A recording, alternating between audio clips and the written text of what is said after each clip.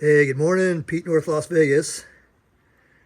We are going to be talking about the headlight switch and the connector that came with this kit versus original equipment, and a few other things you might want to watch out for as far as the types of terminals and what they show and what they don't show on their electrical schematics and drawings.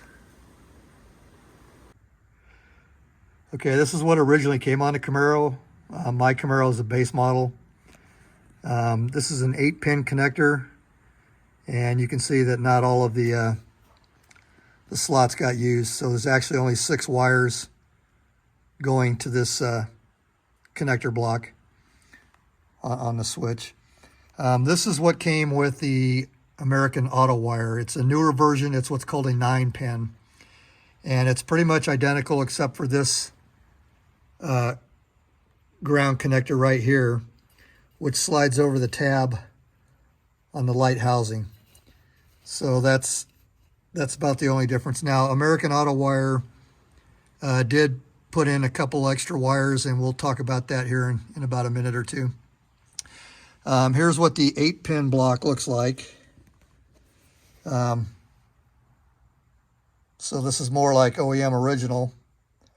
And I suspect that this 9-pin block is like for a newer Camaro, maybe late 70s, early 80s is when they went to this 9-pin.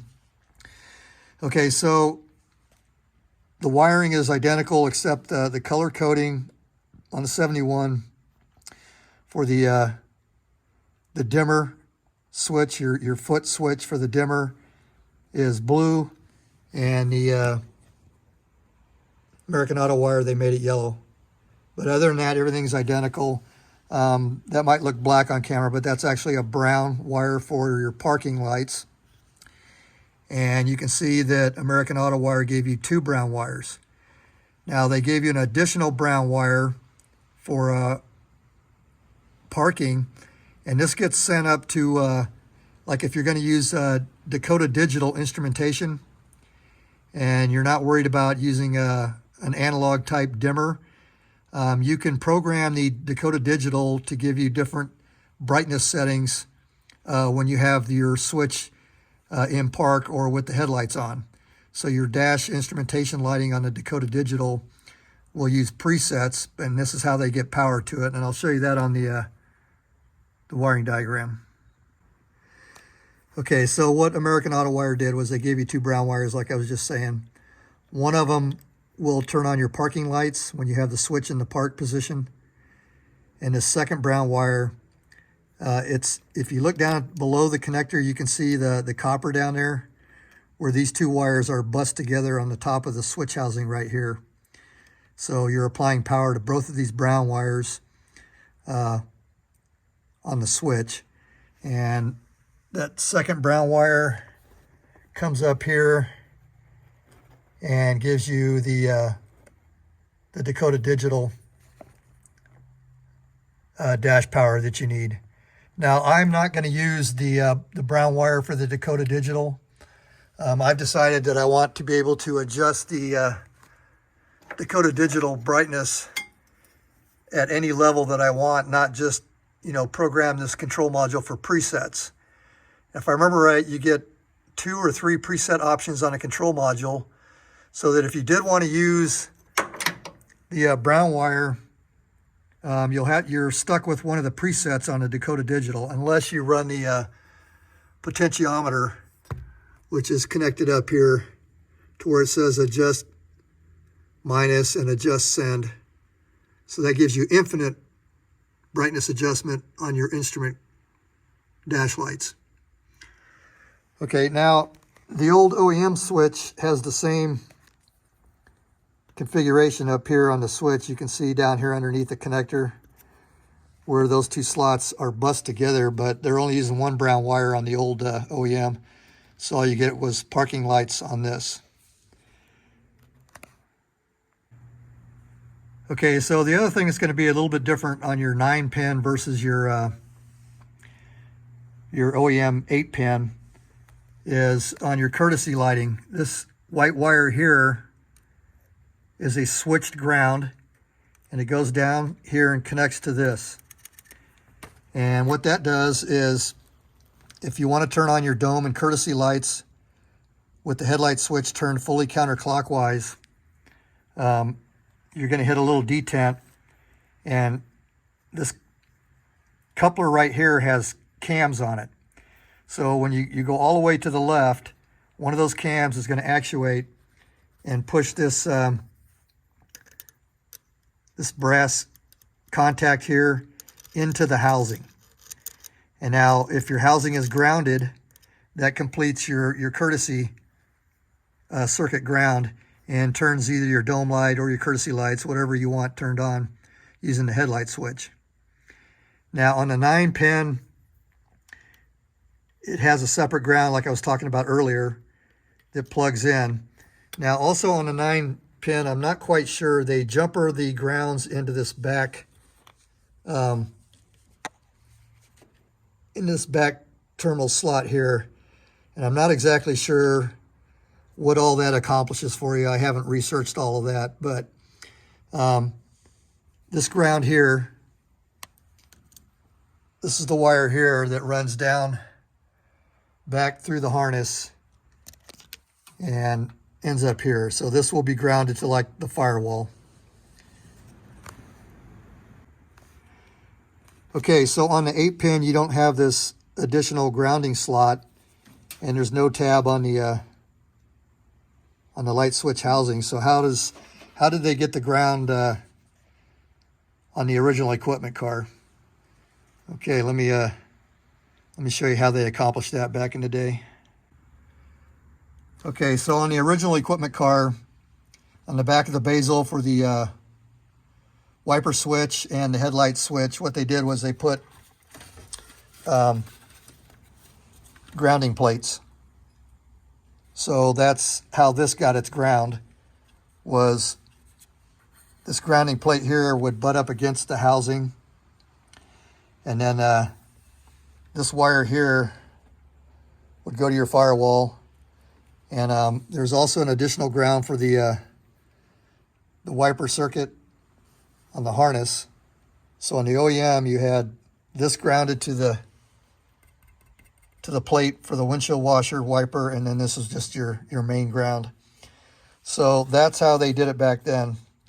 So actually, I kind of like the newer style better, because you're not just relying on the contact here with the ground plating on the bezel. You have an additional ground to get your courtesy light circuit to work. So I think this is a little bit of an improvement. Now, I don't think they make these grounding plates anymore. So if you can't find this and you're using an 8-pin, what you could do is just drill a hole or find a place on the light housing to put your ground, so that your white wire through the light switch assembly plate gives you a ground when you turn this knob and actuate the brass lever. That one's kind of crusty. So anyway, that's the difference in, or one of the differences between the OEM ground and the newer 9-pin style. So now we're going to talk about this connector here. On the 9-pin, there's two styles of terminal, and they are not interchangeable. So we'll get into that here. Okay, so on your OEM 8-pin headlight switch connector, all you're going to need is this 56 series, and that's a 59 series. And really about the only difference is the width of the blade that plugs into them. This is narrower and this is wider. So on your 8-pin, this is all you're going to need. Now, on your 9-pin, you're going to need either the 56 and 159 or one rocker style terminal. So you're going to have either a 56 series with 159 or one rocker, and the 59 and this rocker are the only thing that's going to fit on the ground tab of the light housing. So we'll talk about just this part here right now. So the 56, that's what's going to plug into your main terminal slots on the side. And your 59 or your rocker style is going to go here on your on number 9. And the reason is there's two different styles. One style of 9-pin uses the 59, and one style of 9-pin uses this. So depending on which style of 9-pin connector block you have will dictate which one of those that you use. They are not interchangeable. One style only takes the 59 and the other style only takes the rocker style. Okay, so the 9-pin connector that uses the 59 series, the wide blade style connector, that's the part number that I found for AC Delco. I could not find a part number that I felt was correct for the 9-pin that uses the rocking style. Could not find that. The only part number I could find was for the blade style. And just so happens whatever, when I bought my kit, American Auto Wire was using the rocker. Anyway, I had to re-terminate this wiring harness because American Auto Wire gave me like 3 or 4 feet of extra harness that I didn't need. I mean, we're just going right there with the harness to the light switch on the bezel. So why they gave all the extra wire, I don't know. I didn't want to just coil it up and wad it in there. So I cut like 2-3 feet out of the harness, re-terminated all of this, re-crimped everything. And then I ran into a problem trying to find this rocker style that my particular block used. And American Auto Wire does not sell them individually. They don't sell them in packs of 5 or 10 or 20. You can't find these individually at American Auto Wire, at least when I was looking for them. Maybe they're selling these individually now, I don't know. But what I discovered was that their dash cluster wiring kit, this is the part that plugs into the back of your instrumentation if you're going to go with the original equipment instrument cluster. It came with a bunch of the rocker terminals, which is what this connector and plug used that plug into the back of your instrumentation. So that's how I ended up finding what I needed to re-terminate this ground on this particular style block. Okay, and like I was saying earlier in the video, this block is not interchangeable. My 9-pin will only accept this. That's all it fits in there. And the Series 59 that some of the 9-pin blocks use, this won't fit in here either. And if you tried to use this on the other style 9-pin, that won't work either. So they're not interchangeable. I may be repeating myself, but I think that is noteworthy. Okay, so in addition to everything I already mentioned, the reason I ended up with a light housing was I destroyed the first one that came with the kit. And when I put this connector on, I had to take it back off because I had to try to route some wiring and stuff that made sense, and it was just going to be easier to take the connector off and then put it back on the light. Well, I couldn't get this thing off. It was so tight. I used a screwdriver to try to get underneath the connector to pry it off, and I destroyed the plastic housing. So I had to buy a completely brand new light switch. And now we're going to get into another area that's a little goofed up. Okay, so this is what I got with the brand new switch. And 500 341. Now, the pinout, the wiring, the color coding, everything is identical to the original switch that I got with the kit. And you can see this one says 500 332. And like I said, the switches themselves are identical. With this switch here, they give you an 8-pin connector block. They do not give you the 9-pin that came with the wiring harness. So you end up with more of an original equipment type connector block with the new switch. And this is the wiring pinout that they gave me on the original light switch that I got with the wiring harness kit. And you can see that it's only an 8-pin. So I drew in pencil the 9th pin, which is called H. And that's back to this ground again on the side of the connector. So I hand drew that in and drew my grounds. And then now we're going to get into the grounds.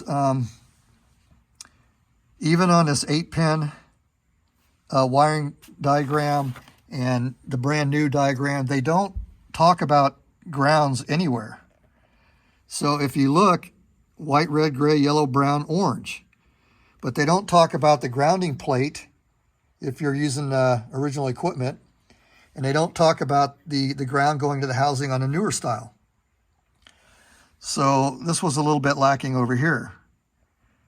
So once again, I drew in my ground that they added on the wiring harness kit that I got. So just between back when I bought the kit and back when I replaced this light switch, we got two different part numbers.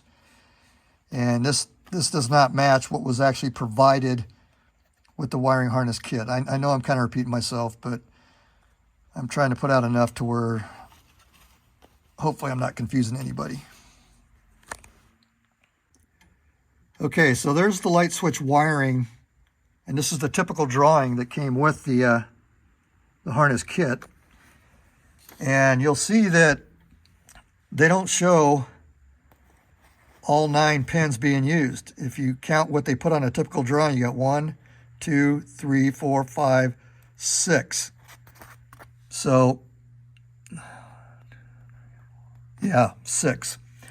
So they're only showing wires on the typical drawing, but how the harness was wired up, they used all 9 slots. And then, like I said, back on the original OEM, they only used 6. So not only does their headlight drawings not match what came with the kit, their typical wiring does not match. So I just penciled in what was actually going on with the switch and the harness for future reference. And then I actually I penciled in a 9-pin connector, which is actually what's sitting on the light switch. Now, the only place they mentioned a ground was right here. So now they're talking about 7 wires, not 9, but 7, not 6. And they do mention the black wires going to the switch body ground. So that's this right here. So they did mention it, but other than that, that's all you get. So that's the reason for the video, was just to let you know that there's some things that don't match up between the headlight switch drawings that they give you versus the typical wiring diagram and what they're putting in their wiring descriptions. All right, well, I think we covered most of it. Pete, North Las Vegas.